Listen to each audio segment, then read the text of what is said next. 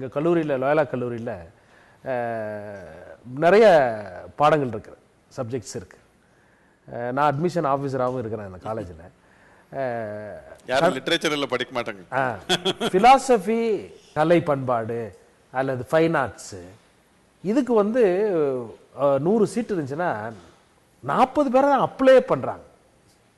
ஆனால் commerce 140 seat இருக்குது. ஆனால் ஒவ்வொரு வருஷமும் நான் 12,000 application, visual communication 18,000 application for 100 seats. இது ஒரு ஆரோக்கியமான ஒரு போக்கு இல்லை. இது என்ன ஆயிடுச்சுன்னா, இதுக்கு அடிப்படையாக காரணம் என்னென்னா, ஒரு பாவர்ட்டி வந்துடுச்சு, எக்கனாமிக் பாவர்ட்டி வந்ததுனால இப்போ படிக்கிறது அவர் மன விரிவடையணும்னு படிக்கலை, இல்லை அவருடைய தன்மை வளர்த்துக்கணும்னு படிக்கலை, எப்படியோ ஒரு வேலை கிடைக்கணும் தான் படிச்சுக்கிறாங்க. அந்த சூழ்நிலை மாறணும்னா ஜென்ரலாக பொருளாதார சூழ்நிலை கொஞ்சம் சுதாரிச்சதா அது பண்ண முடியும். அது சுதாரித்தாலே மனநிலையில் பொருளாதாரம் எடுக்கணும். பொருளாதாரம்ன்றது நம்ம சமூக சூழ்நிலையில் நல்லா இருக்கணும். மனநிலையிலே அதே முக்கியமாக பண்ணிட்டா எல்லாமே அதுக்காக தான் படிப்பாங்க. ஏதோ ஒரு வேலை கிடைக்கும், இது படித்தா வேலை கிடைக்கும்னு எல்லாம் போகிறாங்க. அந்த சூழ்நிலை சும்மா நாம் ஒரு ஆட்டிடியூடில் சேஞ்ச் பண்ண முடியாது. சமூக சூழ்நிலையே மாற்றினா தான் அது மாறதுக்கு வாய்ப்பு இருக்கும். உலகம் வெறும் என்ஜினியர்ஸே வந்தாங்கன்னா ரொம்ப ஒரு நல்ல நோக்கத்தில் உலகம் அழைச்சிடுவாங்க.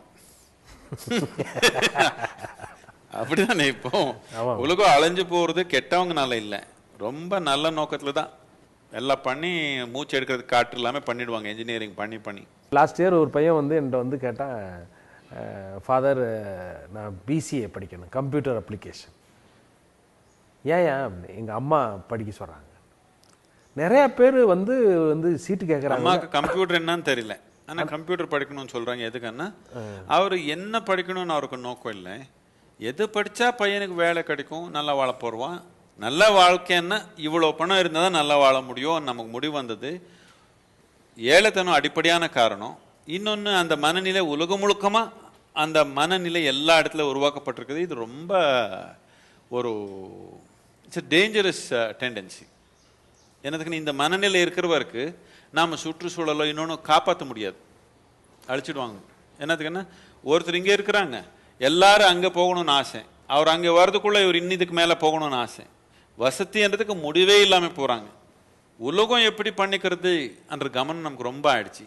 மனிதம் எப்படி பண்ணிக்கிறது, இன்டீரியர் என்னையும் நான் எப்படி வச்சுக்கணும் என்ற தன்மை இல்லை. அதுக்கு தான் நாம் இப்போ உள் தொழில்நுட்பம், இன்னர் டெக்னாலஜி, இன்னர் இன்ஜினியரிங் ஆரம்பிச்சது. என்னத்துக்குன்னா வெளியே ரொம்ப இன்ஜினியரிங் பண்ணிட்டோம், உலகம் எல்லாமே நமக்கு எப்படி எப்படிமோ மாற்றிட்டோம், ஆனால் மனிதனை நமக்கு எப்படி வேணுமோ அப்படி மாற்றிக்கல.